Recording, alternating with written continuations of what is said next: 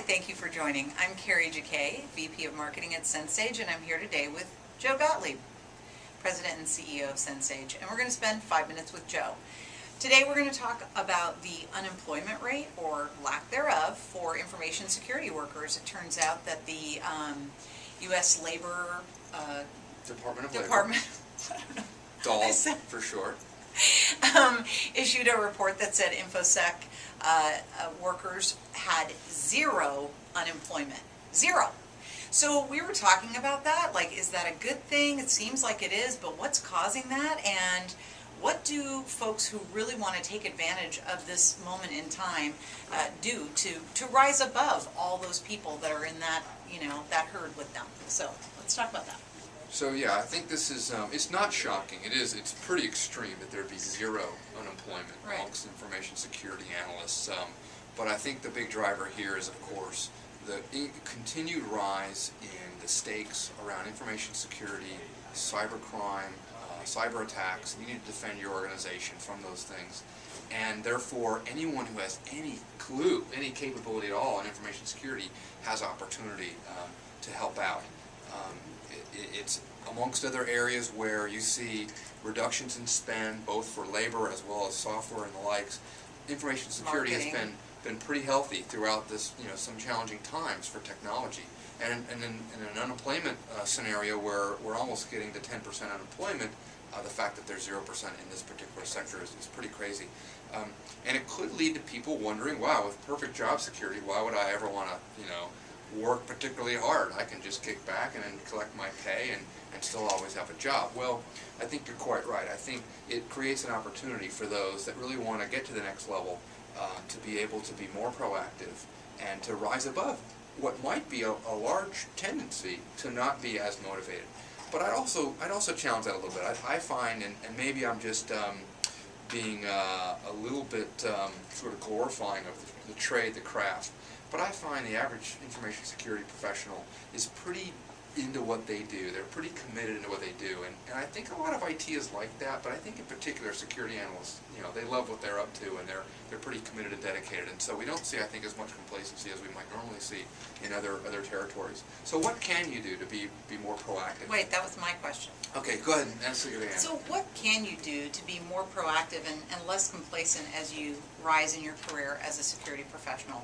Well, one thing you can clearly do, before we get into all the stuff that will motivate, consideration of our offerings, just in general, unshellacked, unvarnished advice without anything to sell, would be, you can diversify what context that you feel comfortable helping to protect. I think that that's a real key here, because we all talk about crawling up the stack of security. What does that mean? That means going to deeper and deeper levels of context in terms of what you're analyzing, in terms of isolating attacks, protecting the context of actual business transactions and flow, being able to do that not just for, let's say, PCs, but also for mainframes or from mid-range systems, across networks, at endpoints, within applications, in testing environments, and in production environments. I mean, all these things contribute to a level of complexity that is very, very high. And so if you have good security landscape expertise, but very narrow domain expertise, you have a lot of opportunity to broaden, maybe by being on that other project for a period of time. Get exposed to those other environments, because that can be really helpful, particularly if you want to advance, if you want to lead a security operation at some point, or even go bring security context to an even higher role across a broader set of IT. Having diverse exposure to these different environments that must be protected will be really, really key. The other part that I think is pretty self-serving is help your organization to be more effective with data. So really help your organization to drive a level of proactive collection of data and filtering of that data, and then ongoing analysis of that data, so that you can actually leverage it. You're probably already collecting it for compliance anyway, so you might as well be able to leverage it with some isolated focus on the things that will help you to improve. You're either going to stop an attack, you might slow down an attack, or you might better equip your company to deal with a breach from an attack that already occurred that was successful. But more important than that, those are great victories when you can get them. They're hard to get.